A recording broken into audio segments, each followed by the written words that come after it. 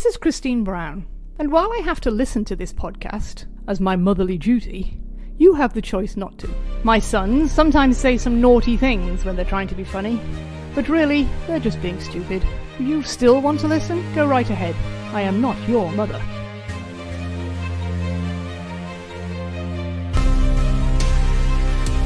Welcome back to the Patriots Dynasty podcast. Hi, gentlemen. I realize we've stopped introducing ourselves because we all know who we are since we've grown up together. But if anybody's joining this week, they don't know who we are. So I am your host, Andy Brown. I am the reason this podcast exists. It's my fault. I'm the oldest of the Brown brothers. It's quite a claim. Is it my fault or is it not? Yeah, it is. Exactly. I'll give you that one. The asshole you're hearing now is our baby brother, Greg Brown. Hi, Greg. Hey, Andy. How you doing? Great to be here. I like to think I'm the creative direction of this program. That's not true. I understand why you think you are. I am the captain now. And also with us, introduced last because he gets no respect, is middle brother Steve Brown. How you doing, Steve? Yeah, I'm only here because Greg refused to do it at the beginning. He said, no, it's stupid. So Andy, I was on vacation. He said, do you want this microphone? Greg doesn't want it. And I said, sure, I'll do this. Why not? And here we are 40-something episodes later. You know, it's been that many? It's been that many episodes. Ridiculous. Really? Yeah, it feels like 400, Andy. It feels like just yesterday. We've actually been doing this for a year. We started last October because right around this time we released one of the first few episodes, and I spent an entire week editing out all of the sounds of Greg carving a pumpkin while he was doing the episode. Oh, That's true. That son of a bitch. dude, it's festive. It Sure. puts people in the mood, you know? You know what else they love to hear? I don't know if you have any food you can eat or something you can drink on the microphone because people love listening to that. Andy, you broke up again. God Yeah, that was our fourth person, the robot that we have on this call. All right, hang on. I fucking hate this. All right, hang on. We're back. And we're back. Thanks. Andy, Yeah. give me a test. Test. Me, ma, mo, ma, me. How did that sound on your end? Sounded great on my end. How does it sound on your end? Well, give me one. Give me a range. No. Okay. No. How was that? Okay. That was Oh, pretty wait. good. Now, here, hang on. I have something to show you, boys. Better not be your dick again. Yeah, right. This comes in from the top. I would be super impressed if I was able to do that. Just dangle my Johnson out from over the top of the keyboard. The Johnson. So during this whole pandemic, every time I get a little depressed and shit, I buy something stupid that I don't need. Mm-hmm. And in this case, Padres. it is a Tom Brady high school jersey. Holy shit, dude. I didn't even know that's Where what did his high you school get that? Right? That's I don't even know. Wow. Yeah, like that's pretty. You don't know where you got it. The internet, man. I went down a rabbit hole and somehow found a Tom Brady. That's high school ridiculous. jersey. It was like $40. It was like from China, obviously. Did you feel weird buying a jersey of a player that's not currently on the Patriots? No, but I felt weird of buying a jersey of somebody who at the time was not of legal age. I basically bought a kid's jersey. And that when it got here, that hit me, and I felt a little weird about it. No, no one thinks of it that way, though. It's a pretty sweet jersey. Yeah. Well, the older I get, the more I think like it's kind of ridiculous that I like idolize these people that are like younger than me. Yeah. You know, like when you were like 15, it was like, yeah, one day I want to grow up and be that. Now I'm like, It was aspirational, yeah. Yeah. Now it's like not. it's kind of sad. Nah, not for me. Exactly. Like I'm so fucking useless in my life that I have to like I have to block off one day of my week every week just to watch these fucking young kids that are actually doing something with their lives. Yeah, Man, welcome to always got a America, Greg. jersey, Jesus Christ. Looking like a true 1%er there. Okay, Steve. Yeah, political. All of us over here shit. sitting at home. We got Sundays, baby. I mean, don't get me wrong. That it was just a fleeting thing in my mind. It's not going to stop me. Oh yeah, no, I'm still all in for no reason. Yeah. Mm-hmm. Yeah. Speaking of jerseys, though, who do you have on there? Oh, this is a special treat for you guys, right? Yeah. Yeah. This should make the pod though, because this, in honor of the 2003 starting, is a Eugene Wilson jersey. Not that. Talk about a deep cut, huh? Right. So like my excuse for my jersey purchases are you can find anything on the internet. Where the hell did you find a Eugene Wilson jersey? It's an interesting story because I'll stand up for you. This thing's massive, So right? it's a dress. The dress. Yeah. So it must be from, I mean, around this time frame. Wilson's only on the Patriots for like 5 years. So I would have been younger than like 16 when I got this. Okay. And I remember it fitting like a dress. And I got it for Christmas. And I'm pretty sure mom and dad had to Santa Claus had to personalize the jersey with the name and number on it because they didn't actually sell Eugene Wilson jerseys. Damn. Mm-hmm. That's an expensive gag gift. What do you mean gag gift? I love Eugene Wilson. Did you?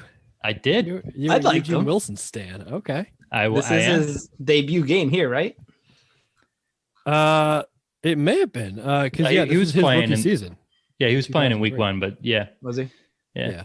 I mean, there wasn't much happening in week 1. Next year is where he really puts his stamp on the league. Yeah. Well, I mean, he has similar stats this year, actually. 4 interceptions. But there's 9 one passes game in defended. particular. I'm not gonna Not going to ruin give the too much of a surprise. spoiler, but there's one game where he just lays lumber. All right. And that's what made me buy the jersey, is basically that one game. All right. I can't wait till we get there. Mm-hmm. But for now, we're talking about New England traveling to Philadelphia, where I hear it's always sunny. City of brotherly love. Yeah, no, I know there's a lot of love happening in that area of the country, unless you're Santa Claus or This is the Michael Irvin. podcast of brotherly love. Oh, Hey. nice. Love you. I love you guys. I love you too. I can't wait until like half an hour in this pod where Greg decides, like he usually does every week, to say that he hates us. Yeah. I just Because did we all know yoga. it's coming. I just did yoga. I'm in Oh, a very that's true, zen yeah. mood right now. Yeah, it's nice. Maybe we should do that every time before the pod. Yeah, I agree. Shout out Andy's wife. She's an excellent yoga teacher. I agree. Yeah, Mhm. I am also biased, but No, she's legit. yeah, she is legit, and she has the patience to put up with me and Yes. Yeah. doing this Just gotta do podcast yoga every just week. to be able to do that. Yeah. Yeah. Yeah, she's a preschool teacher, so she deals with 3-year-olds all day, and then comes home and deals with another one at home all day. A 2-year-old. Yeah, Yeah. Don't give me Not something great. out of Yeah, that. it's a step down when she gets home. yeah. But yes, City of Brotherly Love in the brand new Lincoln Financial Field, which has just been built this year. Yeah. Mm-hmm. And the commentators made some sort of comments. Phil Simms and Greg Gumbel made some sort of comment about how when the Eagles are actually good, this stadium is going to be great to play in for the Eagles. Mm-hmm. Hasn't happened yet.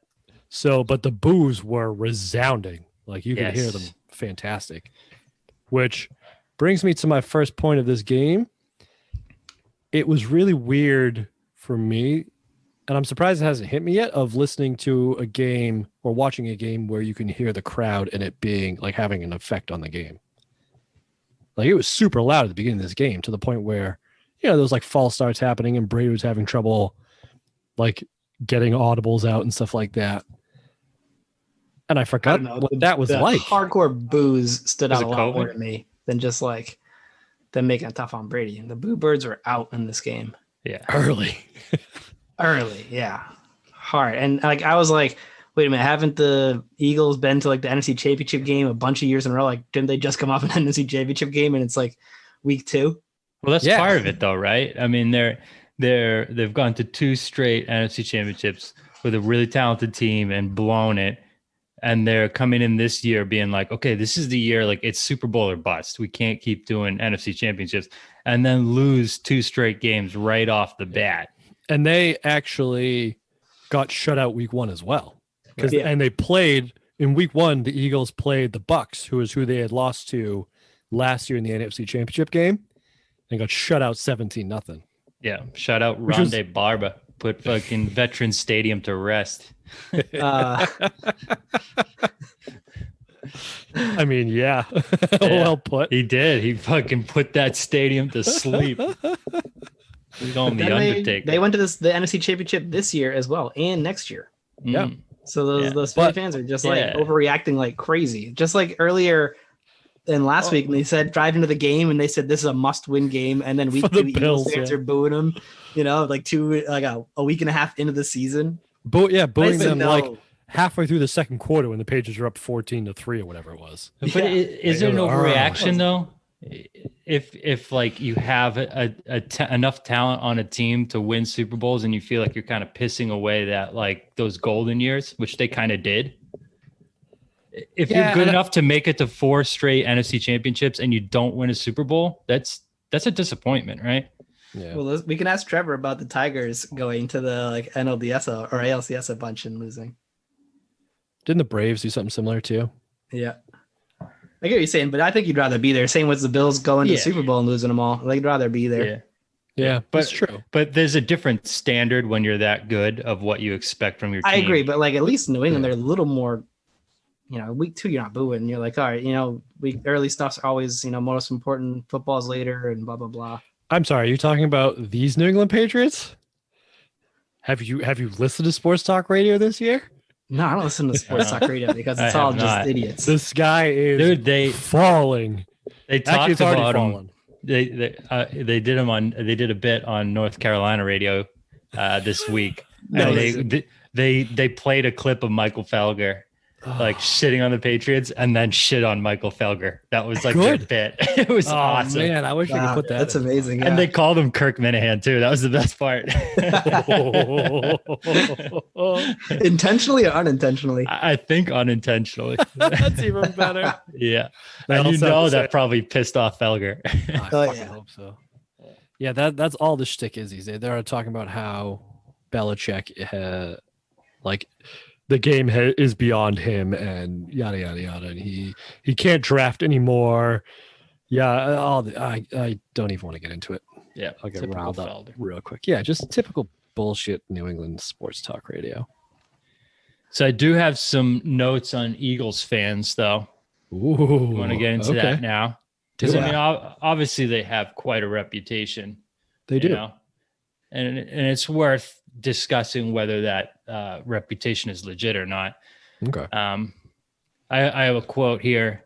The national perception of Philadelphia sports fans is that they are lunatics, almost pathologically negative. And I think it is a richly justified reputation. Who said that? It was like some guy who wrote for a Philadelphia newspaper. So a guy who knows. Yeah. Perfect. Yeah. Also have a quote from Emmitt Smith. I don't know why they call it the city of brotherly love. They never gave no love to no brothers here. Which coming from Emmitt Smith makes sense because they definitely hate the Cowboys. Oh yeah. Mm-hmm. They booed Michael Irvin when they thought he was paralyzed. Yes. Yep. His last moments on a field was Philadelphia cheering his neck injury. Yeah. He never played again after that? I think that was the end of his career, yeah. Wow. I wrote down a couple other ones that I thought were noteworthy. I mean, obviously we all know about them throwing snowballs at Santa. Of course. What I did not know is that part of the reason was because the team was winning, they were pissed off. So they had started the season at 0-11. What? Yeah, it started 0-11, and they won 2 straight games, and everyone was pissed because they were losing their draft position, and it was the year O.J. Simpson was coming out of college. Oh my god! No way. Yeah, so they were all fucking boozed up and pissed off because the team was winning. So they fucking threw snowballs at Santa. Oh, That's ridiculous. that sounds like a Jets sort of thing right there. Yeah. There's an instance. This is for the Flyers where Ty Domi, a guy for Maple Leafs, was getting fights. He was like an enforcer, and some fan broke through the glass in the penalty box and tried to fight Ty Domi, and then Ty Domi just kicked his ass. Yeah, no shit. It's what he does for a living. Yeah, exactly. This one was probably the most like offensive. This was at a Phillies game where there were these 2 fans there that were getting kicked out. So there's an off-duty cop, and he's getting these 2 guys. He like reported them. They're getting kicked out. He's like 21-year-olds, and as the guy is leaving, he sticks his finger down his throat and intentionally pukes on an off-duty cop and his 11-year-old daughter. Yeah. God. I remember that one. Yeah. Holy shit! Yeah. Wasn't there like a whole bunch of stuff around when they won the Super Bowl too? Like there was somebody. There's some with a horse and poop. Yeah, Yeah, like one of the horse fans shit. was eating horse shit, which That's you do you. just good fun, and though. if you want to That's good celebrate, fun, that's yeah. great. But Oh, yeah, it really doesn't hurt anybody else but that person, you know? Yeah. Intentionally puking on somebody else that's got a lot of collateral damage. You just eating horse poop, you know? Mhm. You do you, I guess. I mean, I can't imagine it stayed down though, right? Let's find the guy and get him on the pod, Andy. Yeah. All right, yeah, we'll look him up next time the Yeah. Patriots play the Eagles. Maybe So maybe for the 2004 Super Bowl episode, we'll have him on. Yeah, that would be a guest. That's a get. So just like to touch on Veterans Stadium too. So that's 1971 to 2002 was Veterans Stadium. And obviously it had like quite a reputation. And I guess it had like it was like unique in that it had a ton of different like levels. So there was a 700 level where it was so high up there that like they said you had to use binoculars to see what was going on. And the Wikipedia said it had the 700 level had a reputation for hostile taunting, fighting, public urination, and general strangeness. What a way to describe a section of a stadium. That's hilarious. Yeah. I mean, that's usually how the top levels of stadiums go. Like if you're in the 300s, but Pat's game. there's not really 700s. There's like 3 or 4 maybe. That's what I Right. mean. Yeah, it's usually the 300s. Oh, give me the 7th floor, please. Yeah. And that barrier, just like creates more like I want to get away with something because I'm like, there's some sort of like they can't see me down there. They're at the 600 level. I could do whatever the fuck I want. You end up pissing off the edge of the 700 level onto the 600 level, though. Yeah. Those hoity-toity motherfuckers in their 600 level have no idea how good they have it. think they are down That guy's not even using binoculars. Hit that motherfucker with a snowball. Well, that was like Greg when the Brown family went to the Pats game, and for some reason there was like 2 sets of tickets. One was down in the 100 level, which is where everybody sat. But those 2 other tickets that were up in the 300s, and me and you took those. Remember? Mm-hmm. And it was a snow game, and literally every time somebody stood up to walk out of the section, literally the rest of the section pelted them with snowballs. Yeah. Including like a 7-year-old kid. What? Felt a little rough. Oh yeah. Yeah, fuck it. Yeah. Well, there was a story about that too in Philly in 1989, a game against the Cowboys. It was snowing. They're all pissed drunk, and they had to like take the players off the field because they were throwing like ice snowballs onto the field, and the NFL banned beers from their stadium for 2 games after that incident. Oh my goodness.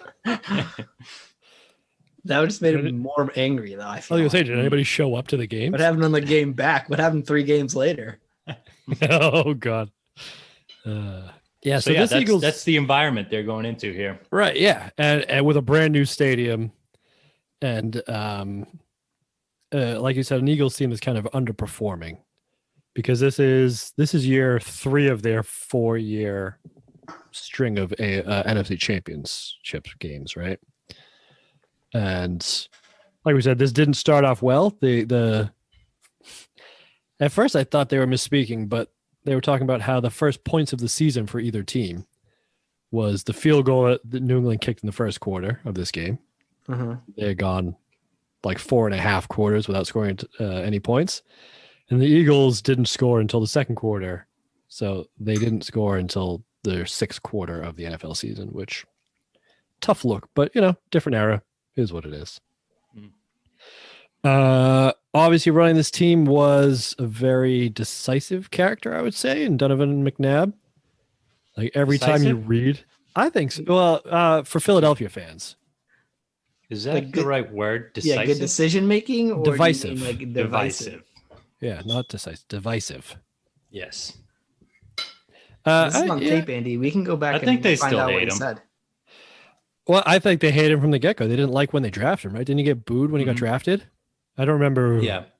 Ricky Williams. It was Ricky Williams. And I watched a video of that too. And just seeing a grown man who flew to the draft, an NFL draft, got dressed up in shoulder pads, painted his face green, and then started yelling at the stage when they didn't draft the player he wanted. It's just like imagine what his wife thinks, or just like anybody, like his friends. Like, how are you not embarrassed to do that? I love the fact that you think that dude is married. Yeah, right. He's probably married to the game. He sure the fuck is. Ball is life. Yeah. But even this season, like the Wikipedia was talking about how there were calls early in the season to replace McNab with backup AJ Feely. Touchy-feely.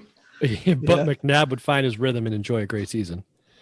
I think great might be a little overstated. Threw for 3,200 yards, 16 touchdowns, 11 interceptions. But I don't know if you can put that all on him, because this receiving crew is one of the worst I've seen, like, since we've started doing this podcast. Like, there's usually at least a name that you're like, okay, yeah, that's the number one guy in this. But I'm gonna give you some names. You tell me who was the leading receiver in terms of yards. Ready? Freddie Mitchell, James Thrash, Todd Pinkston, Deuce Staley. I think they're not the worst, but those are the top 4 wide receivers. I mean, all right. Well, who's your number one guy? Who's your number one guy in that? Deuce. Freddie Mitchell, James Thrash, Todd Pinkston, Deuce Staley. Are you talking yards? Yeah, he was. I'm talking receiving yards. Yep. Mitchell was their number one guy. I feel like He was Fred X, remember? Because he Mitchell always delivers. Had the 3rd most yards receiving on this team. It was Deuce. Deuce was number 4. He was the 4th leading receiver as a running back with 382 yards and 2 touchdowns. Freddie Mitchell didn't cross 500. He had 498. Pinkston? Todd Pinkston was your number 1 wide receiver on this Eagles team with 575 yards and 2 touchdown catches. It's such a beta name too. Todd Pinkston. Like, be more of a cuck, bro. So I had some. It did for some reason spark something in me for nicknames. Okay. Because as soon as I heard Pinkston, all I could think was Todd 2 in the Pinkston. Okay. Yeah. Okay. And so I put together a couple more. James, don't forget to take out the thrash. Was one. Okay. Or James Thrash Metal would be good too, but that seemed a little too easy. Too on the nose. The Patriots had Tyrone Paddling Pool. Or Tyrone Deep End of the Pool, whichever one you want to do. Tyrone deep don't end of the run pool by when they're throwing it deep. When they're throwing it deep, it's deep end of the pool. Yeah. And then also Brian Kanye Westbrook. Oh, which I kind of liked. What about Dan copping a feel? I got one that's Not even too bad. worse. All right, I'm listening. Todd Simpson.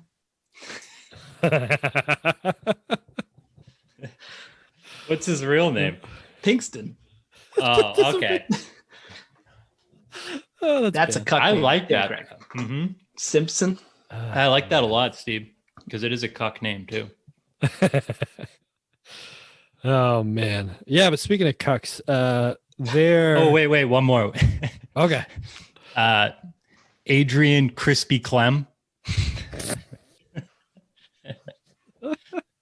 That was a stretch. Yeah, that was a bit of a stretch. I thought it was Adrian Clem's Richard Seymour Butts. The Simpsons shout out there. Oh yeah. We'll tell it to Steve when he gets back, because he's gonna like that one. Yeah, where the fuck did he go? I didn't even see him leave. But yeah, speaking of betas, the rushing attack on this team was not great either. By the way, the Eagles finished 12-4 and made it to the NFC Championship game with like not much going on. They didn't have a 1,000-yard rusher. They barely had a 500-yard receiver. They barely had 1,000 yards receiving in general, and still went 12-4 with this team. Donovan McNab, Andy Reid. That was good. McNabb, I mean, Andy Reid too. Win some games. Let's discount that. Andy Reid's a great coach. I mean, they had a decent defense, right? Dawkins. Yep. Yeah, the defense was led by Troy Vincent. He had 3 picks. Corey Simon had 7.5 sacks as a defensive tackle, which is pretty impressive. He was a monster. He had a great sack in this game too. And at linebacker, the leading tackler was Mark Simino. So I mean, names I've heard of, but they're not like Ludo Shepherd. in the pantheon. You know what I mean? Well, what about Dawkins? I mean, this is Dawkins' team, right? Is he on this team? I don't think. I think he was injured in this game, I believe. Yeah. Oh, that's right. Yeah, they had a bunch of injuries coming into this, and they had a bunch of injuries leaving it too. Like, they were in there. Like, they at one point in the fourth quarter, their backup defensive interior lineman was down on the ground and had to get carted off. So there was just like nobody left on defense. Yeah. So McNabb was a Pro Bowler. Troy Vincent was a Pro Bowler. Corey Simon. Yeah. Maybe Dawkins isn't on this. Oh, he's on it. He didn't make the Pro Bowl. Yeah, I think he only probably played 7 started games. Yeah, he only played 7 games this year. But yeah, I think the defense was decent on this team, but it was kind of the combined rushing attack, because I think what happened was Deuce Staley sat out at the beginning of the season, and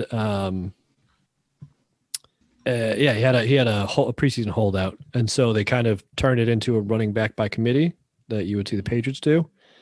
With, I mean, these are some names. You got Brian Westbrook, Corey Buckhalter, and Deuce Staley. Oh yeah, and McNabb chipping in there too. Yeah. So they were the 7th ranked defense in points, but 20th in yards, and 11th ranked offense in points, but 18th in yards. So, you know what? That might have something to do with coaching. Yeah. You know, the more you think about it, if there's a big disparity between your yards and your points, I think that's probably a lot to do with Andy Reid. You know, Yeah, executing once you get in that red zone. Mm-hmm. This is young Finishing Brian drives. Westbrook too, right? Youngish. Young-ish. Yeah, I don't know how. It's 2002. young This is his he rookie was. year. Really? Oh, Yeah, shit, it because was, I watched the highlights, and they Oh said yeah. because Westbrook has a pretty bad fumble on a punt return on this game, Yep. and they're like, "Oh, we like this guy, but here's a fumble." Yeah, let's talk about Andy Reid real quick though, because I think he at this point is probably one of the top coaches in the league, right? For sure. Yes. I mean, he finally won his first Super Bowl. I think that a lot of people seem to think that's going to get him over the edge in terms of being in the Hall of Fame. They're saying that was like the one thing holding him back. So in terms of playing the Patriots, though, they really had his number while he was on the Chiefs. He never beat Belichick Patriots anyway, while he was on the Chiefs. He was 0-4 in his 4 tries with the Eagles. This one, obviously, and then the Super Bowl and a couple others. What's his total record? But since he's been on the Chiefs, he's evened it up a bit. He's 3-3 against Belichick as a member of the Chiefs. So 7-3. Yeah. But much better lately than he has been. Well, But how many of those have been like the most recent, because obviously 2020 he had one. But so maybe it's actually just in general terms, he's always been like a pretty excellent coach, right? I mean, 2000 through 2004, so 5 straight years he had 11 plus wins with the Eagles. Yeah, and then 2015 through current, he just had 5 straight seasons of 10 or more wins. How did that separation happen then? How is like Jeff hanging out here at mediocrity and just floating by? And Andy Reid gets cut from the Eagles. What the fuck with the Eagles? How did that happen? How did they let this guy go? That's a good question. I think it's because he couldn't deliver the Super Bowl. Yeah, maybe. And you see that with a lot of teams who can't get over silly the hump. to me. I mean, think of Marty Schottenheimer. He got fired when he went, it was like 11-5 or something. 12 after 12-4 or 11-5 season, because his whole thing was he couldn't win the playoffs. I think it was after 06 when the Patriots beat him when they shouldn't have. And with the Marlon McCree got stripped by Troy Brown that game. And I think after that, like Marty Schottenheimer won all the games he was ever in, at least in the regular season. Yeah, but Marty Schottenheimer wasn't great, right? I mean, so the last few years in Philly, he wasn't great. He was 8-8 and then 4-12. And then he went to Kansas City. So there's like a 6 or 7 year stretch here where he's got, I mean, he's not, that 4-12 is his worst season as a coach. But there's a couple, like there's a 6-10 in there, 8-8, a couple 8-8s, 9-6. So I don't know. But having said that, even though the Patriots have had success against him, if you think about it, their kind of worst losses have been to like an Andy Reid Chiefs team. Like in 2014, that game where what's his name came out and said Tom Brady's not good anymore, or this Patriots team is not good anymore. Dilfer. Yeah, Dilfer, right. And he came out and said that about the Patriots because what had just happened. Got their shit kicked in by the Kansas City Chiefs on Monday night. Got their shit pushed in. Right. And then 2017, week 1, when you ever had your shit pushed in? You know what movies that's from? No. Training Day. Steve, sorry to interrupt. Steve, we have one more nickname that when you left, I thought you might like. Oh, lay it on me. Richard Seymour Butts. Oh, that's, yeah. I knew you'd like the Simpsons reference. Yeah, that's a Simpson. Yeah. Todd Simpson's in there telling that joke. I'm glad you interrupted for that. That was the perfect time for it. It's very important. No, you're not. You're right. But speaking of not being sorry, the other like big loss recently the Patriots suffered was the opening week of 2017, where remember rookie Kareem Hunt fumbled his first carry. Patriots recovered and it looked like it was going to be a shit show. Look, Andy, I'm not here to relive these memories more than having to watch the game, you know? Tough luck, Steve. Andy Reid is good. Eagles are done for letting him go. And yet, what happened in 2003 week 2? What was the score? We should probably say the final score here. What was the final score, Steve? 31-10. 31-10, your New England Patriots. Yeah, at some point it was like 10-7. I think it might have even been 7-3 Eagles at one point, but then they just kept turning the ball over and we scored 1,000,000 touchdowns to Fourier. Yeah, I think they had like 5 total turnovers. They were sloppy with the ball. 6 total turnovers. Not great. I mean, I don't think it was as lopsided as a score, though, right? No, it was pretty lopsided.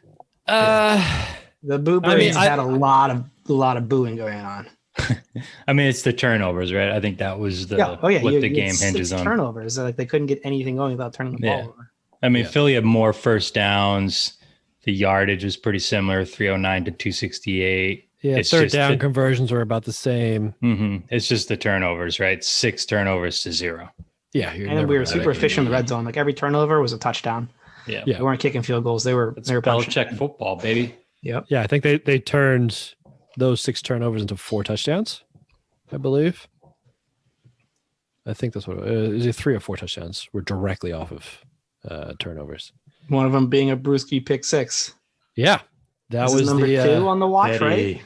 yeah. Dude, I feel like every game now it's like a Teddy Bruschi touchdown. I We know, yeah. talked about it once, and now it's like, what the fuck? How is he scoring so many touchdowns? I don't remember any of these, but he's done it. Yeah. If you watch the game, you can see Pepper Johnson so hype about it. Yeah. He was all about that. And the commentators are like, are they saying boo or brew? Like I said, a lot to boo about for the Eagles, and they Say let them have it. Boo Earns. Boo Earns. A Simpsons reference. We should work in more Simpsons references here. Apparently, we're about to. Yeah. I mean, this is like heyday Simpsons too. That is. Or I've been like watching early them all 2000s. over again too. Of course you have. Fucking nerd. Eat my salad, eat and watch the Simpsons episode on lunch every day. That's what I'll do from work from home. You lead a thrilling life. You and your Yeah, salad. That is the most typical Steve thing I've ever. He's like bragging about eating a salad and watching Simpsons episodes. Great life, dude. Salads are huge too. The size of my head. I put a fucking million things in them. They're Yeah, delicious. they're not even healthy if they're like that, dude. They're delicious though. You might as well just Really? eat 4 cookies instead. That's what I do. Right. I eat 4 cookies and watch fucking Patriots highlights. Mm. That's my lunch. Oh, cool. Because it's cool. Yeah. I think you hit a nerve, Greg. I have a tall glass of ice water and I read books Yeah. at my lunch. Just because I like to stay hydrated. I read the New Yorker magazine. Yeah. So speaking of nice hydrated body parts, Oh boy. we can go into how much you hate the commentators, Andy, because there was one that was so bad I rewinded it and watched it again. Which one was that? They had like a cut to Armin Katayan on the sideline, Great name, by the way. looking like a snack. I'll give him that. And Yeah. they like made a joke about him being on GQ. He's like, "Yeah, I was on the cover of GQ magazine recently." Like, ha ha ha. And then they cut back to the booth, and I forget who it was. The guy said, "Yeah, they were showing your feet." Yeah. And that's where it ended. right. And then he went on to like the play, and I was like, Yeah. "So his feet were on the cover of GQ." What? And that one definitely didn't land either because it was silent afterwards. It was so ridiculous. What could he even be Phil, it was Phil. inferring there? Do you think Armin It's like Katayan he's watches that A and then foot like model? I don't know? Or He's got like Phil. The I feel only good thing uncomfortable about him around is his feet. That's what I. That's Maybe, what I think. I mean, the only thing I can think of is like, I'm a model. No, I'm a hand model. Oh, You know, right, like, right. Yeah. But then you would say like hand, not foot. Like no one's Yeah. a foot model except for like foot fetish porns. So yeah. maybe that's Maybe what the he world was thinking. just a more naive place back in the day. yeah. They didn't have foot fetish porn. Phil Sims loves it when he does That's Ryan games, and meet up afterwards. Search for AOL keyword foot fetish. But they had some good ones with the brew instead of boo, and they had some misses with the feet thing. Well, they did have something that I'm going to claim as vindication because it's not just me that hates the Eagles or the commentators.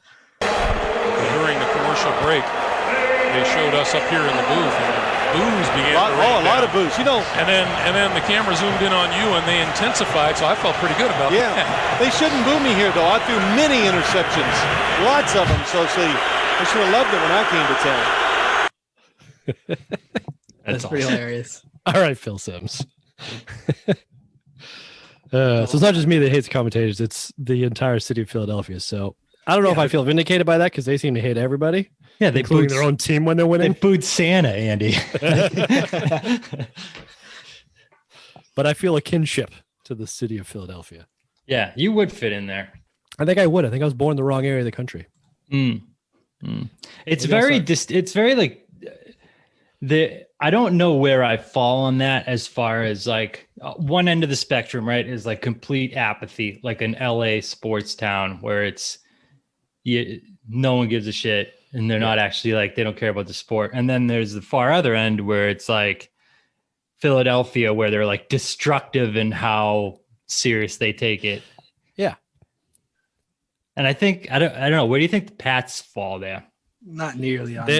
They're towards the Philadelphia end of things. I think so too. But recent years, it feels a bit apathetic. I gotta admit. Well, I think that's because we're spoiled. Mm.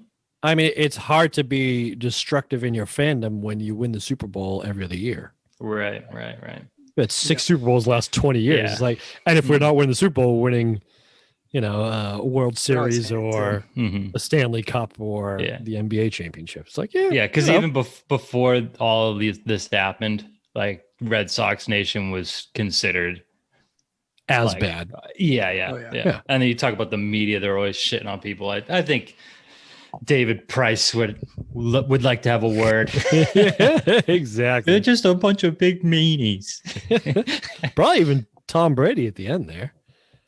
Like the only thing, because I actually heard something today about how when does the Tampa Bay media start asking him if he's coming back next year? I can't believe they're not already asking because here. He lost like at least a game. I mean, we're already a quarter of the way through the season, and is he coming back? I think that this is about the time that New England media would start asking that question for the past 10 years. I don't know. I think it's only certain voices are amplified louder than others. I don't think a lot of people feel that way. But it's also also a lot of like frustration gets let out when you win a ton. So there's no build up like you do have in like Philly at this time, right? You mean even getting teased in Buffalo, probably the prime example for that, going to all the Super Bowls and losing and then being bad for so long. Yeah. Yeah. I think Buffalo is where I think is the ideal place of fandom, because they are super passionate. They know what's going on, but they never cross that line of what is over the top. It's too far. I go to a Buffalo game and everyone shits on me because I'm a Pats fan, and they all chirp at you, but you don't have to worry about getting in a fight. Yeah, they're still in party mode. Yeah, they're still having a good time. They're self-aware. They they're just there to chirp, and have a good shit. But I think Philly crosses that line maybe to a certain degree. Oh yeah. Yeah, I've never been to Philly or Baltimore because for that same sort of reason. Yeah. And Baltimore's pretty close. The Orioles are fine, but I don't know. Yeah, I mean, I've been to Bills game and nobody's purposely thrown up on me. So I'm just afraid of the projectile vomit. Assuming that's happening every time somebody gets thrown out. You're throwing me out. Oh, you know what you're doing, right, bro? Yeah, that's just his go-to. I hope he knew the guy was an off-duty cop too. Oh, and down. Because that would make it so much more ballsy. Oh yeah. Yeah. You can't arrest me. Yes, I can. I'm an undercover cop. Oh yeah. Trump. Undercover this. Was it Philly where the guys punched the horse too? Mm-hmm. Is that Philly? Yeah. Nobody did it like Sunderland though. Oh boy. English Premier League soccer, Newcastle. Have you seen that video of the guy? There's a fan, they're not a riot, but there's a little kerfuffle after the game, and they send in the cops, English with the horses, and this dude legitimately squares up a horse and is just what are you gonna do? What are you gonna do? And just fucking thumps it. He was boxing a horse, not just ran through and punched him. Not just a sucker punch, yeah. Just it's one of the funniest things I've ever seen. Oh my god! All right, we may have to add that to the. Did the show horse just take it? Oh yeah, he got fucked up right immediately. Yeah, the horse probably was get off of me. Yeah, the horse didn't give a shit. It's a fucking 65-year-old overweight English dude that's pissed drunk. Probably no shirt on, sunburnt. Yeah. Definitely sunburned. Yeah. Oh God. So you want to give a quick run through how this game unfolded then? That's basically what I was going to do. I was trying to figure out a good way to segue into it. But yes, not much really happened in the beginning because both teams were still, I think, struggling generally. The Patriots did manage to kick a field goal, and that was about it. But I mean, they drove to inside the 10-yard line and settled for a field goal. Start of the second quarter, the Eagles would actually put together their only real drive of the game, and it was a Deuce Staley touchdown run, which was, I believe, one of their 3 third down conversions on the game. Oof. Yes, was a touchdown run on 3rd and goal. out of 14 tries. So not great. So New England actually gets the ball back and responds, drives all the way down, and then Ken Walter muffs the hold, bounces off his noggin, goes backwards. Patriots don't get a field goal. That was probably the low point of this game for the Pats. Wasn't that was it the long snapper? It looked like the snap was the issue. The snap was high, but it still went right through Ken Walter's hands, had already had a 26-yard punt in the first quarter when the Patriots were like doing well in field position and basically just like changed the whole field position like battle. And then he lets that go through his hands, off his face, and the Eagles recover like almost at midfield at that point because it was kind of a longish field goal already anyway.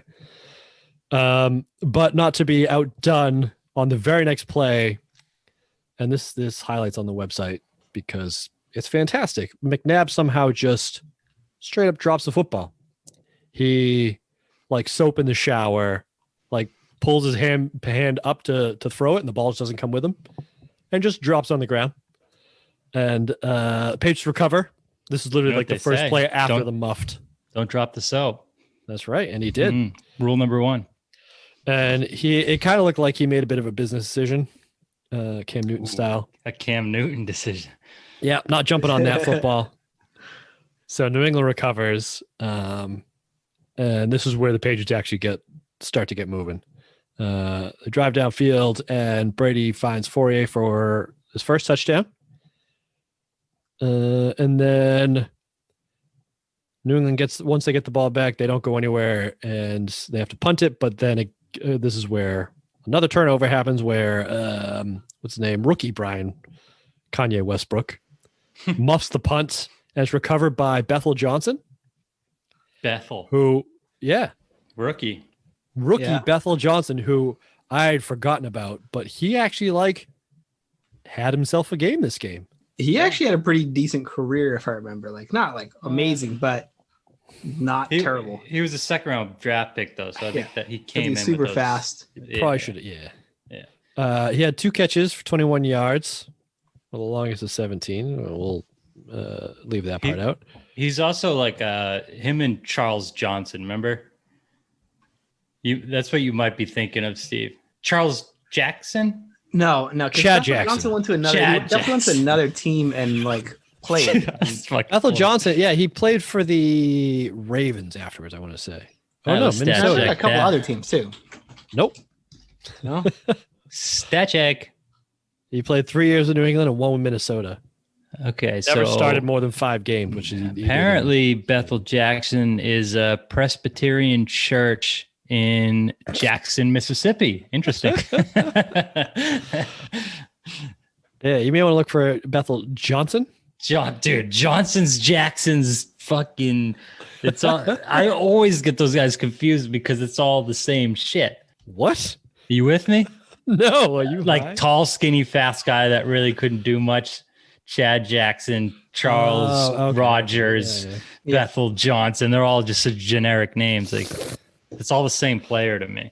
Not like Browns. It's like one of those made-up names really you stick get out, you know? Oh yeah, Browns I'll remember. That's not generic at all. But yeah, Bethel Johnson.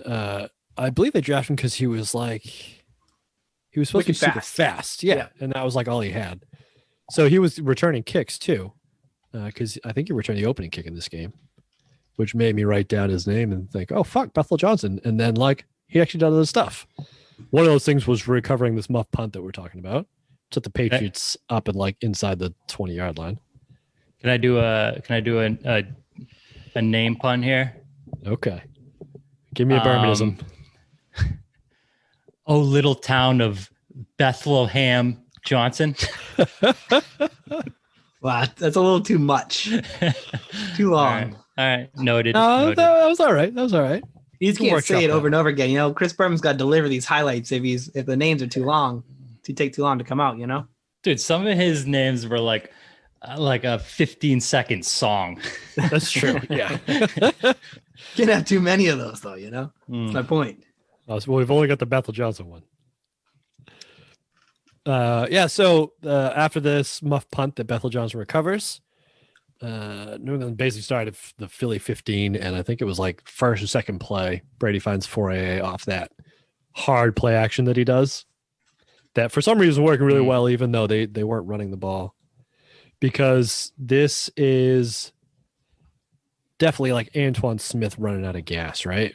Yeah. Yeah, I don't think I saw him actually find a hole in the defensive line to actually run through. He just like puts his head down, just like runs into the line, not looking where he's going, just like trying to bash out a few yards. Yeah. I feel like we all realized this earlier, but I thought Corey Dillon was on this team, and he comes a year later. Yeah.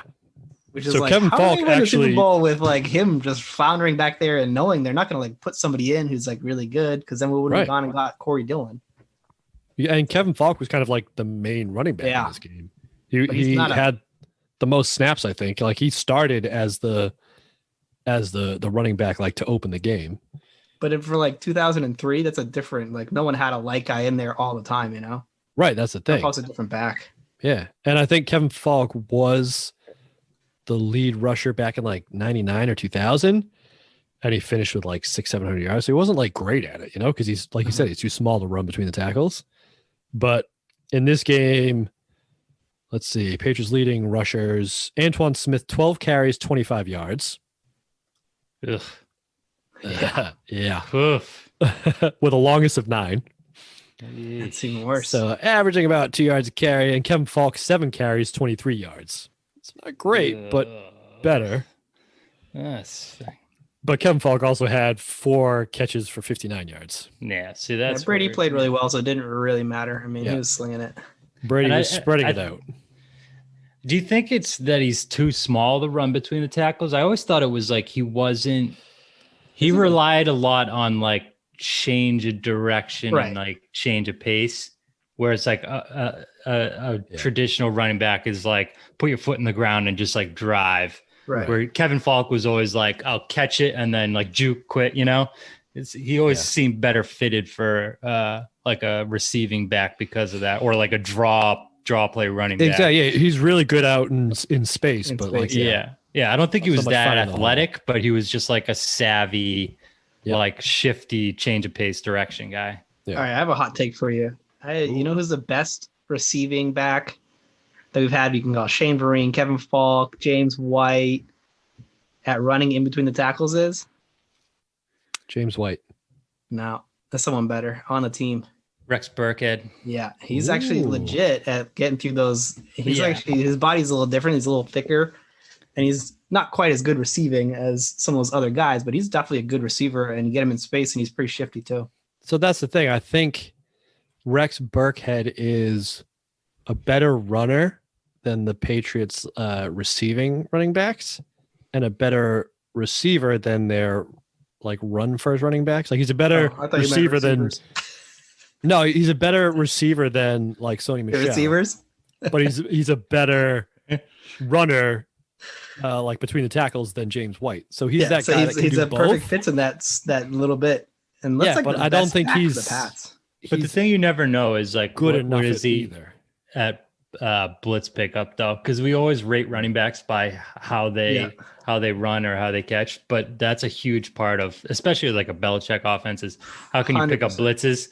And that's something that like, unless you're studying game film, you're not going to like pick up on every like good play, you know? Right. Yeah, absolutely. Yeah. And I think that's why the Page is getting a lot of heat for drafting Sony Michel over Nick Chubb. But yes, but I think one of the knocks on Nick Chubb is that he's not great at pass protection and blitz pickup and that sort of stuff. So, I mean, that changed the Atlanta Super Bowl. The running back missing a blitz pickup. So Belichick is not going to stop him now. He's like, well, look, if he was good at his job, that play wouldn't have happened. And who knows? It's a fair point. I mean, the drop off between one running back to the other is probably less than missing a critical block and getting a sack or a turnover in a big spot, you know, especially in today's NFL too, where it's mostly pass driven. Like at this point, it feels like most offenses are using the pass to set up the run instead of what it used to be when the other way around. Yeah. So that's a good point. So there was no setting up anything in this game though. The Patriots didn't do anything on the ground like we talked about. They have 50 total yards rushing or something garbage like that. Tom Brady, third leading rusher on the Patriots with 7 yards in this game. Nice. On 6 attempts. Good for him. But they did do a couple of like, I feel like they've been doing it this season and a little bit of last season where even on like 2nd and 5, they're doing the Brady like goose the center QB sneaks just to get in 3rd and short, like 3rd and 1, 3rd and 2, just to get those like free yards, which I'm surprised you don't see more of because it's almost automatic, really. But yeah, so 6 carries, 7 yards. You just like saying goose. I do. I've noticed every time you say it, you're like goose the center. You like really emphasizes the goose part. you goose him. It's nice. Give him the old fucking goose, stud. Yeah. So yeah, that's all we have in the first half of this game. So second half, what's the score? 17-7 at half. 17-7, and the Boo Birds are out in force, like a lot. And for perspective, they're 4-point favorites coming into this game, the Eagles. Really? Yeah. I was wondering that, actually. Yeah, I mean, the Patriots got their doors blown off in week 1. So did the Eagles, though. The team hates their coach and yada, yada, yada. You know, Tom Jackson, all that. Oh, yeah, and I guess the Eagles were NFC Championship, and we didn't even make the playoffs. Right. True. Right. So, and there's like a whole lot of turnover too. Home. Yeah. Yeah. So it makes sense. The Ted Washington played really good in this game. Yeah, I think the defense as a whole did. Like there was a lot of blitzing happening, and it seemed like every blitz got home. The Patriots sacked McNab, I think it was 8 times I saw. Yeah, 8 times for 43 yards. And even when he wasn't getting sacked, he was getting a helmet in the chest pretty much every time he dropped back to pass. That's how Brewski got his pick 6. It was similar to that Rams Super Bowl. Yeah. It's unblocked as he's throwing. Yeah. It was, I think, Vrabel on both of them because there was also another. Yeah, it was Vrabel. Actually, let me see if I can bring this up because there was an interception before that where here's a name for you. Let me find it. Continue talking while I find this fucking game. So Donovan McNab he's sacked 8 times. He throws 2 picks. And how many fumbles did he have? I think he had 2, but he recovered one of them. That's a fucking rough day at the office in front of your home fans. He goes 18 of 46 for 186 yards. He almost threw the ball 50 times and didn't even break 200. Oh, yeah. It was like 30% completion or something. Garbage. God, no touchdowns. He had a rough day at the office. So, can you boys see this? Yes. Mm-hmm. So this is the interception that he threw to Eric Morris, I believe. Yes. Eric with an A-R-I-C. A-R-R-I-C.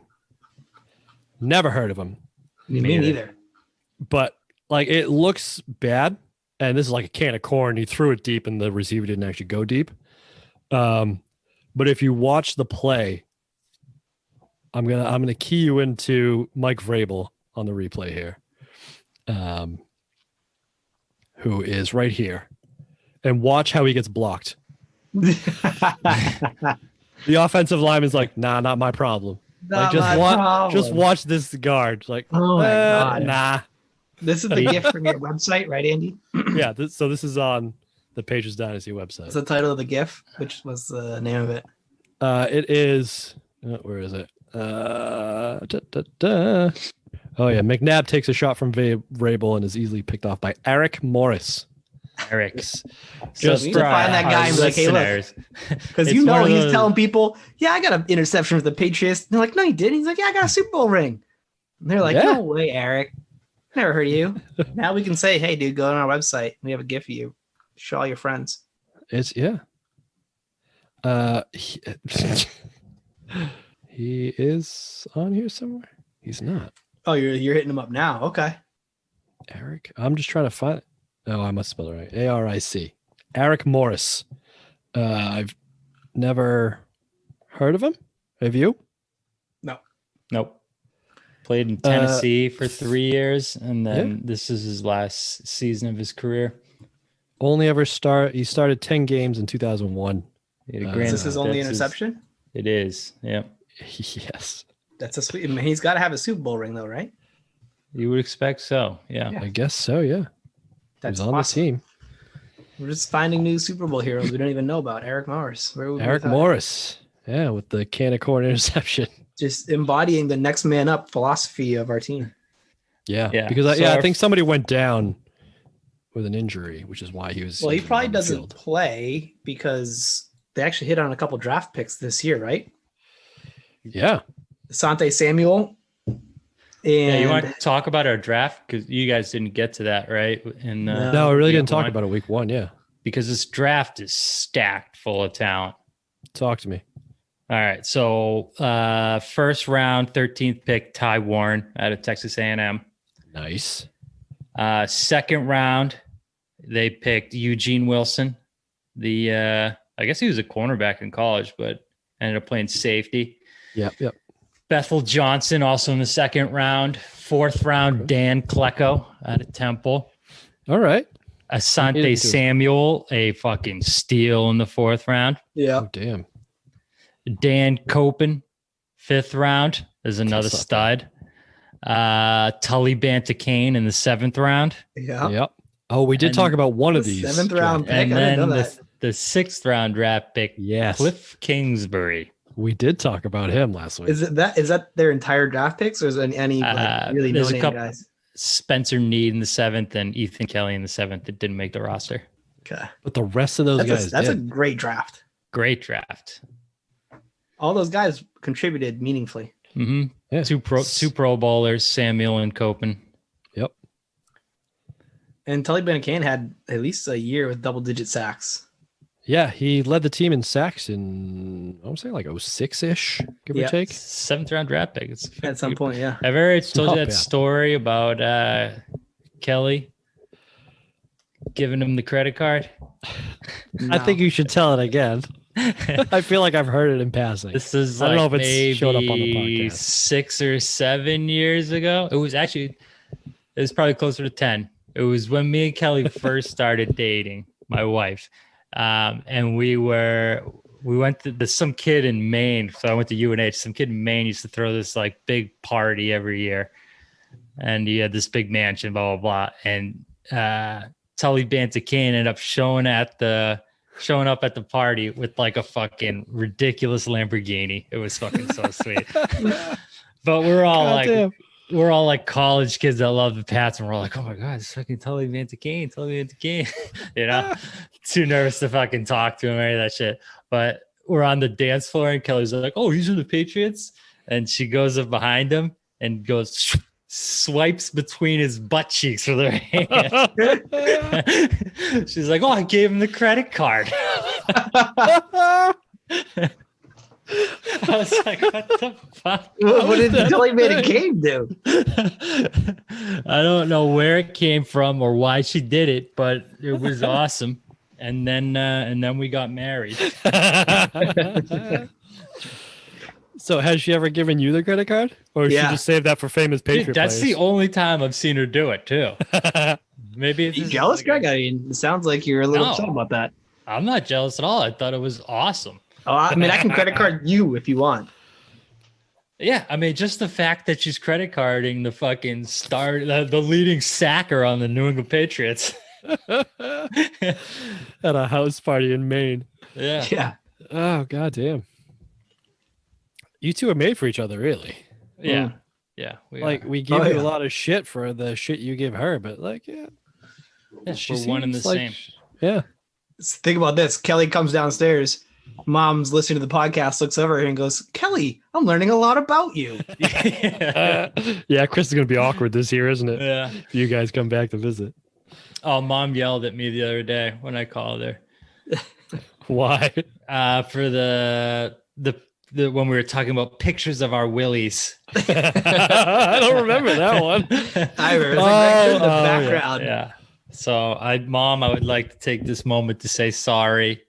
I apologize. No more Willie talk on the pod. Yeah. He says directly after the credit card story. Hey, that had nothing to do with Willie. Well, we've officially moved to butt talk now. Yeah. Oh boy. Well, the Cam Newton erotica book review will have come out by this point, so Yeah. you'll have other stuff to apologize when that comes out. Yeah. Is there any way we can like block her from listening to that? I could probably Give him find an it. IP address or something. That Yeah. can help you out. Oh shit. Speaking of credit cards, though, You guys want to plop down your best and worst? you want to swipe that best right up your crack. Oh, all right, yeah. Do you guys want to go first? I got a couple things to touch on that I got aren't one. necessarily game related, so you guys can take your pick. Go ahead, Steve. I had a setup this weekend where I had 2 TVs going. All right. So I watched the Patriots game and Red Zone. And then after the Patriots game, I put on old Patriots games with Red Zone on it. And the Red Zone game that it was like only 2 games were on it at that point, and one of them was the Titans and one of them was the Bucks. So I was watching Vrabel coaching and Brady playing while watching this game Both of of Brady them. and Vrabel playing. It was crazy. That's pretty. That's sick. I was like, this is from That's pretty awesome. 2003. Yeah. Crossing generations. Yeah. Oh my god. And like the That's difference really in the cool. quality between the 2 broadcasts was, Mm. you know, you don't really notice until you put them right next to each other. Yeah, this was like you can definitely tell that some of these games were recorded on VHS Yeah. Yeah. and have been like digitized from the actual tape because they have that like squiggles every once in a while Yep. where there's I don't know. It dust just in throws the you tape back. or You see fucking- some like the letters and stuff in the bottom, the numbers in the bottom corner. yeah. Yeah. Where it's still saying 12 o'clock midnight because the guy hasn't set the time on Oh, his yeah, no one does VCR. that. Yeah. Well, All right. And my worst, I don't know. There was a 57-yard field goal hit by David Yeah. Greenacres, which he hit Ooh. flush. Dude, that thing had another like 10 yards in it. oh yeah. Yeah, that thing hit the netting halfway up. And we talked about our like mess up on the holder snap operation. Mm-hmm. And Greg, this may be a good one for you, but I feel like I remember some time about the long snapping being a huge issue this whole season. And I like, remember dude, it being an issue one they'd season. been like the pressure to perform was too much, and then maybe some dude got hurt or something. There was some whole backstory about how long snapping and especially the Super Bowl was like all sorts of messed up. I remember that. So maybe a negative in this game because I don't know if that was the holder. I know you love blaming the punters, but it might be the snapper. And I wonder how many like bad snaps we're going to see this year, and that'd be something to keep an eye on. Yeah, I think maybe we'll have to find that out and do a deep dive if it is this season. Because I remember hearing about that where like one of the issues the Patriots had was their long snapper who was having like confidence issues, and it was like who was that catcher who couldn't throw it back to the pitcher after a Getting pitch? the yips or whatever it is. John Lester couldn't throw to first base. Oh, there was that too. Yeah, but wasn't there? Scott Hatterberg. Was it him? Yeah, it was some Red Sox Yeah. catcher who just couldn't throw the ball back to the pitcher. He's the guy from Moneyball. I just rewatched that. But yeah, no, that sounds familiar. So We'll maybe have find to look out. that up. Yeah. What about you, Greg? You got some best and worst? All right. So for my worst, I'm going to start out with the Eagles offense. They had a grand total of 16 drives in this game Yeah. and fucking 10 points. Punt, punt, touchdown, fumble, punt, punt, punt, fumble, punt, punt, punt, field goal, interception, interception, fumble, end of game. Close and strong. Like I said, like you said, it sounds like it was closer than it was. You listen to that drive chart. No, it doesn't. Oh Right. my God, dude. And one of those interceptions at least is a pick six, you know, because that's Brewski's. Yeah. Yeah. They finished the game with 268 yards total, which if you break it down by drive, they had like just over 16 yards per drive, That's tough. which if you're starting in your own 20, Yeah, it it's doesn't get you tough. to midfield. Yeah. Not great. Yeah. So for my best, I'm kind of winging it here. We'll go with Tom Brady. I mean, offensively, there was no one that had like big stats jump out. There's no one over 100 yards receiving or rushing. But Brady had a pretty decent statistical day, 30 of 44 for 255, 3 touchdowns, no picks. So he looks like he's back on track after that disaster last week. It looked like one of those games where he knew where he wanted to go with the ball. Like that completion percentage surprises me a little bit. That'd be way higher because like it felt like everything he put, the ball was right where the receiver needed it, and he was super accurate and making great calls. How'd the line play? Better. Yeah. Because I think that has a lot to do with it too. Once he gets those like happy feet when he's getting rushed, that's when he starts like getting inaccurate too.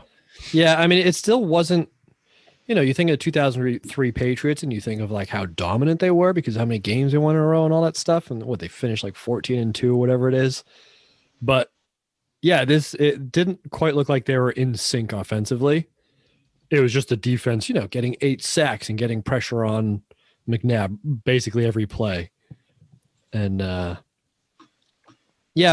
I mean Brady, I think he hit 10 different receivers, so it was that kind of error where his favorite receiver was the open player. One. Yeah, exactly. I love that quote. Yeah. So it was an efficient game, but it wasn't like blowing you away.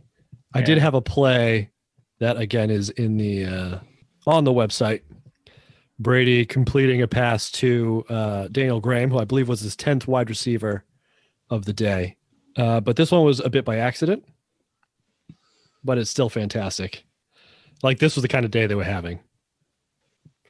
Yeah. That play still goes for 3. He tries to set up a screen roll into his left, and it gets kind of blown up because he's getting pressured too much. I don't think it was a screen. It was just one of those like design rollouts. It's a screen to Graham. Bootleg. Watch, it's a screen to Graham, and they blitz from the left, so there's a ton of dudes coming, and if he can get it out, I think he's got it. I don't think so because usually the whole offensive line will run that way and like let their blockers through, but the blitz just came from the other side, and Brady didn't see it because you can watch the other receivers actually going like down the field looking for routes. Like there's open receivers. Right. He shifted the protection the wrong way. Yeah. Yeah. And so the whole thing just didn't work out, but it worked out. That's a great play from Graham to go from blocking to turn around and catching it. Yeah. He's on the All Dynasty team. Do you guys see that list got released? I did. Right. Yeah. I don't know if I agree with him on there over like Watson. Yeah. But that was the only real toss. It is what it is. Yeah. There was a talk about the kicker too. We should do a discussion episode on that. Yeah. I agree. Yeah. We'll have to put our own. Since we know someone who had an influence in it, so we can just drag him. Idiot. I have another worse too. All right. I'm listening. Speaking of the drafts this year, I mean, the Pats had that stacked ass draft. The Philadelphia Eagles 2003 draft, they had 6 draft picks.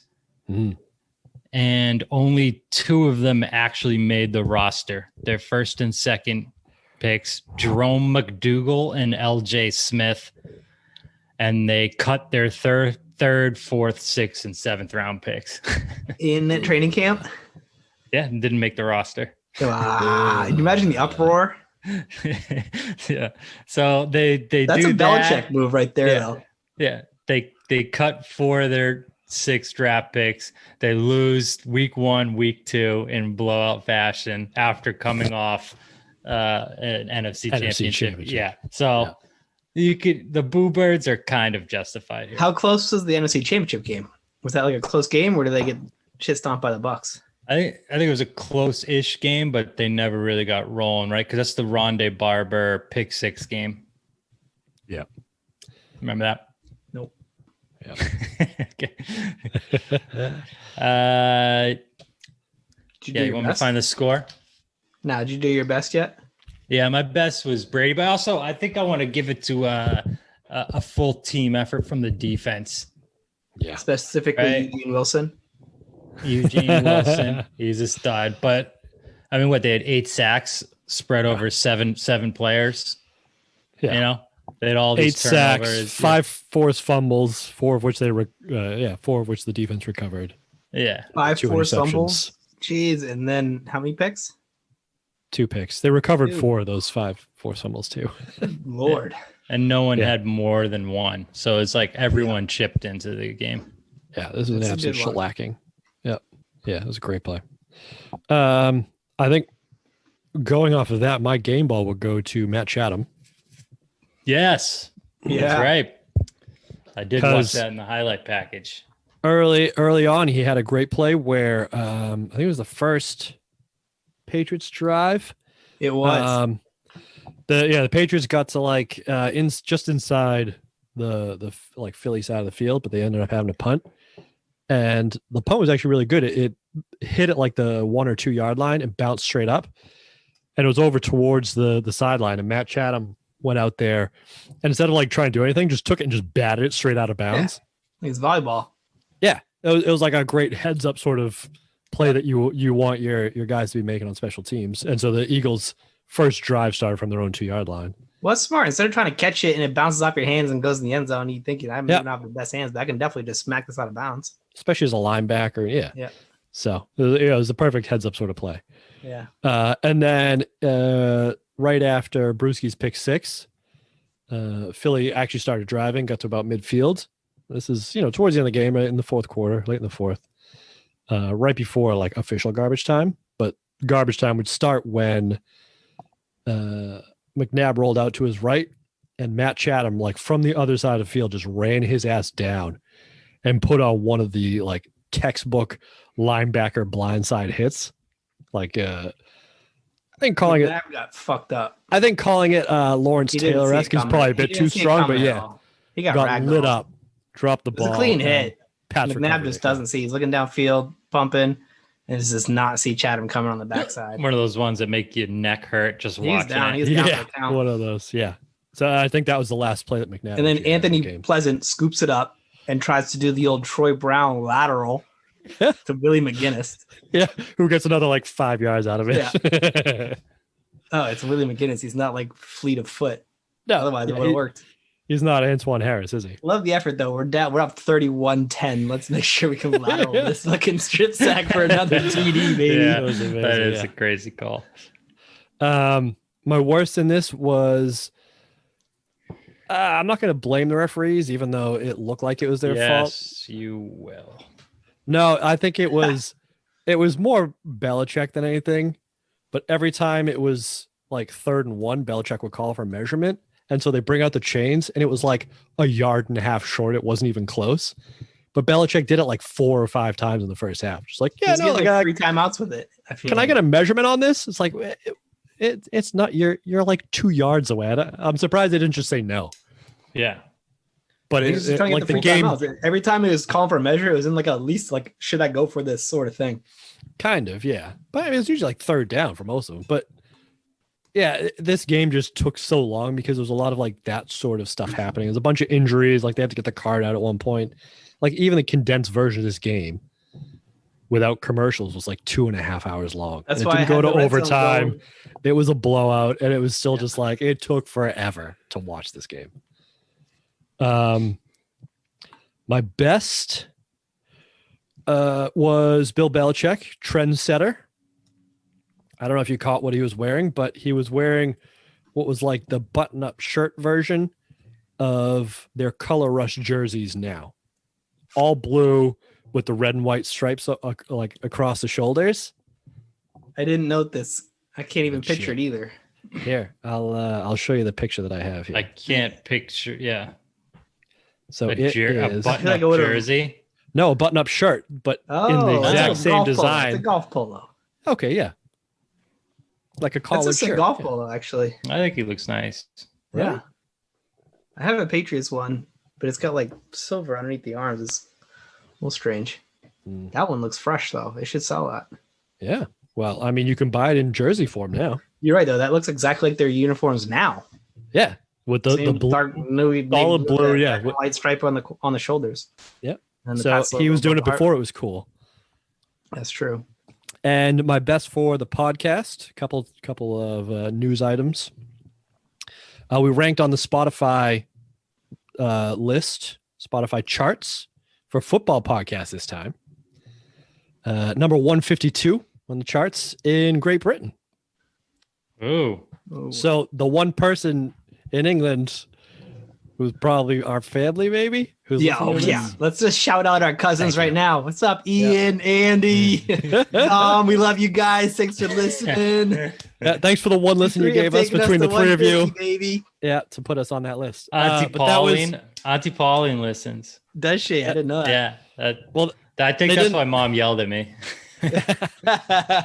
Well, they didn't listen this week because that was last week, and we're not on the list this week. So Thank God grandma's not listening to this podcast, Greg. Jeez. And the other thing I wanted to bring up, since now is the time, since you've actually gotten this far, is since nobody could figure out how to actually leave us reviews, we're going to make it even easier.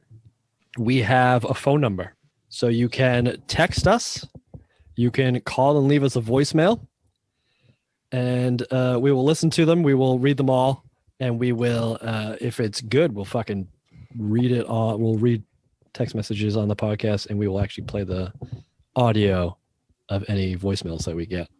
So it feels like a dangerous door to unlock. What's The number? Okay, what's the number? Area code 603. If you're dialing from outside the country, you can put a 1 in front of that. 505-8043. 603-505-8043. And that is the Patriots Dynasty Hotline. Oh, no. So we've got a hotline now, boys. 603-805-5 million. Close, Yeah, Steve. I, You were. I can't Yeah, imagine this is why definitely people- people's names, too. I'm bad with names. I'm instantly forgetting that- names as soon as you told it to me. Same Does with that phone work out to any like funny words? You know how like. Oh, make- yeah. I was thinking that, too. I don't think I was trying to find some funny words. but I Dial couldn't. 1-800-PATS-POD. I tried Oh, to get that. didn't I? Zero is not a letter.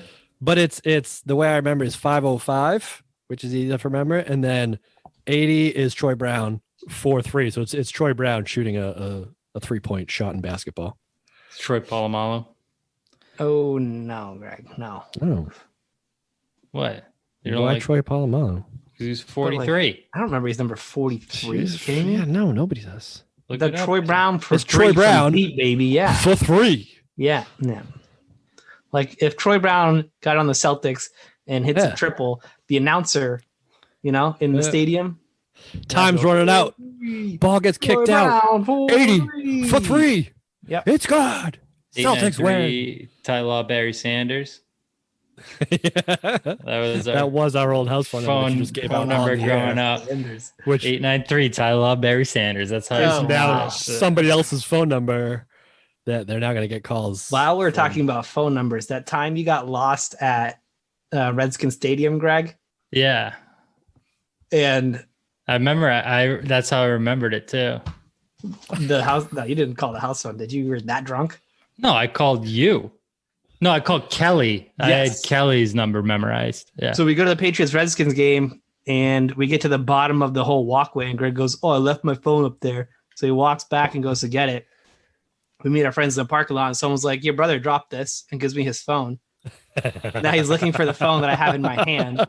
Yeah. And I was like, Greg's smart enough to get up there and be like, "Well, I don't see the phone. Let me just go back to where we were tailgating and meet my brother." And then just doesn't show up. And then I'm like, well, I'm standing for hours. I'm like, well, I guess I just got to go home.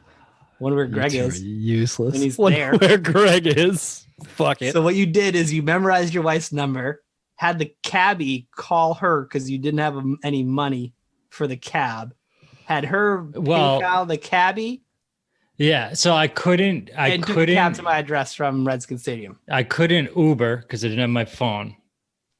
So I had to like hail a regular cab. But then I also didn't have any cash on me. So I could, and I didn't have a credit card, obviously, right? Well, you So- mean obviously. What did you Yeah, have? did you not have your wallet on you? No, he wouldn't accept a credit card. That's what it was. And so we get there and I had to call Kelly from memory, her phone number, and have her Venmo the guy's like private fucking Venmo thing. Which Not sketchy at considering all. all things considered, I'm so shocked you knew my address, first of pretty all. exactly. Right? I was blacked out enough that I couldn't find my way to the parking lot, but I remembered a phone number that I haven't physically dialed in probably 10 years and an address that I've gone to like maybe once a year. Jesus Christ. I mean, the address is because he steal my cable, and that's tied to like my address Gmail. Yeah, something like that. The phone number I have no explanation for, but I was like, I couldn't call Lauren's number at all. So I took her name off my contacts, and now I just see her phone number because I'm like, I'm going to do the same thing at some point. I'm going to be like, fuck, I don't know Lauren's number. That should save Greg's ass at some point. I need to figure this out. So when And, we talk it about, was a football thing too. It was, I'm trying to think of what, Don't I give know up. there was a Mike Vrabel in there. Please don't For give out your sure. wife's I know phone there's number. a Mike Vrabel. Yeah, we already gave out. Don't give up. Actually, Kelly's phone number is 603-505-8043. Please let her know what big mistake she's making. Yeah, we should say that. If you leave us a voicemail or a text message, let us know which brand you like the least. And why it's Greg. Steve. Yeah. And by how much. Oh, Jesus. So when we talk about big dick dummies, this is what we're talking about. It's like idiot savant shit. Where we get I don't think So- remembering 10 numbers in a row is savant. it is when you're blackout drunk. Come on, Greg. I'm talking about the address. Yeah, You're blackout drunk and you forget how to get to the parking lot. that's true. but I couldn't still tell you your address. Spit out an address, right?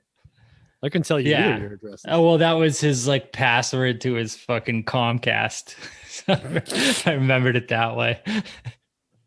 Actually, you know what? I don't even think I remembered it. I was like, go to the fucking IHOP in this city. And I know where it was from the IHOP. That makes more sense. Because I've been blacked out at that IHOP before. And I remember that. makes a shitload more sense. Yeah. Oh, Brownie. Can't take No, you in. I know what it is. I could give away your address right now. I have it in the top of my head right now. Well, all right. I'm just going to hand out our personal information. I love it. Yeah, 603-505-8043. And I'm not going to say we can't wait to hear from you, but I'm interested to see if we get any feedback.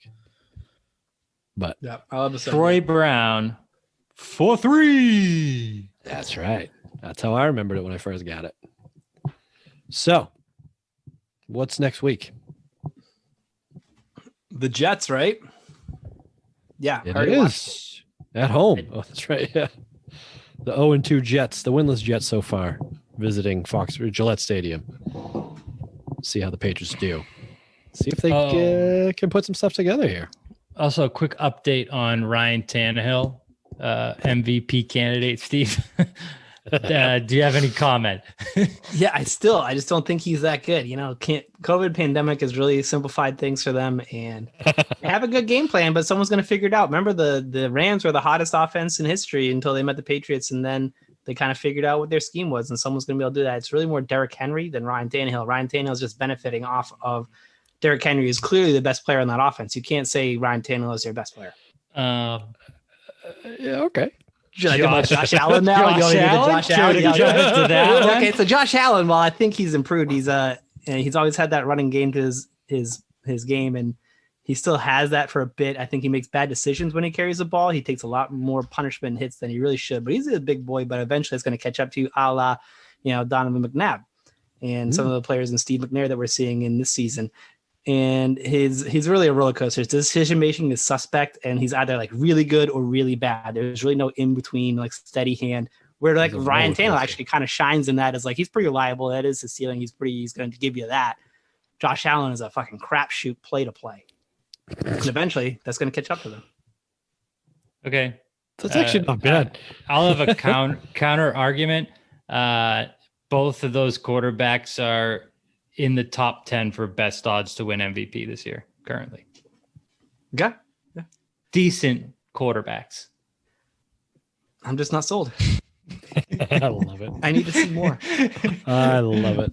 They suck, I believe was the terms you used. Don't ever change, Steve. They're No, I think I also- said they're not good.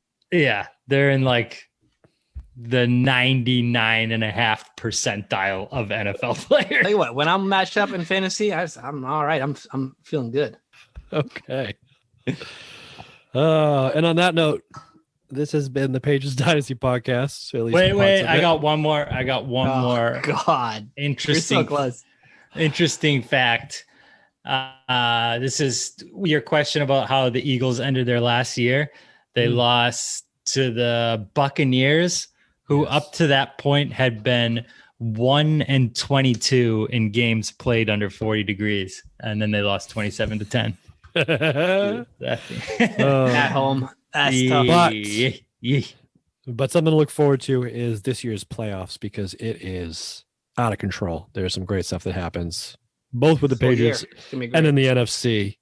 Like this is just an exciting year. So this is a great look forward year. to that. But first things first, next week, New York Jets at home. Maybe Herm Edwards. I don't even fucking know. We'll find out next week. Nobody on the Patriots shits their pants like the New York Jets. The Adam Gase version. All right. See you next week, gentlemen, on the Patriots Dynasty podcast. See you